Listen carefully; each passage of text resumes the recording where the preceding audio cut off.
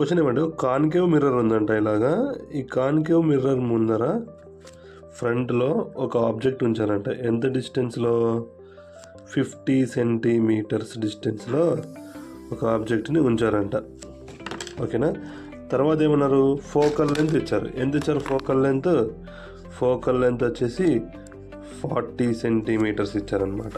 So ఇప్పుడు ఈ centre of concave మిర్రర్కి ఆబ్జెక్ట్కి ఉన్న డిస్టెన్స్ని మనం ఏమంటామంటే యూ అంటామండి. U is equal to 50 centimetres. తర్వాత ఇది ఎఫ్ అనమాట.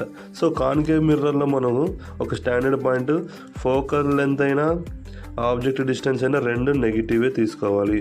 ఇప్పుడు మిర్రర్ ఫామ్లో వచ్చేసి 1/f is equal to 1/v plus 1/u అనమాట.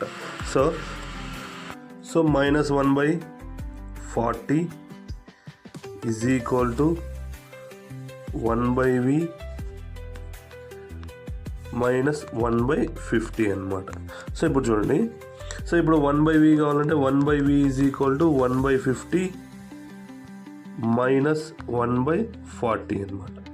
సో ఇప్పుడు ఎల్సిఎం తీస్తే 200 కదా. 200 1/v is equal to 1/200. v is equal to ఎంత వస్తుంది మనకి? 200 సెంటీమీటర్స్. 200 సెంటీమీటర్స్ అంటే మీటర్స్లో కన్వర్ట్ చేస్తే ఎంత ఉంది? v is equal to 2 metres. So ఏమొచ్చింది? ప్లస్ 2 మీటర్స్ వచ్చింది. ఇలా ప్లస్ వచ్చిందంటే ఆబ్జెక్ట్ యొక్క ఇమేజ్ అనేది ఆ మిర్రర్ వెనకాల పడుతుందండి. సో ఈ డిస్టెన్స్నే మనం v అంటాం. ఎంత వచ్చింది? 2 మీటర్స్. సో మనకు ఆప్షన్ 1 ఈజ్ ద ఆన్సర్. ఇలాంటి ఈజీగా ఫిజిక్స్ ప్రాబ్లమ్స్ నేర్చుకోవాలంటే కింద లింక్ మీద క్లిక్ చేసి ఫుల్ వీడియో చూసేయండి. Okay, thank you.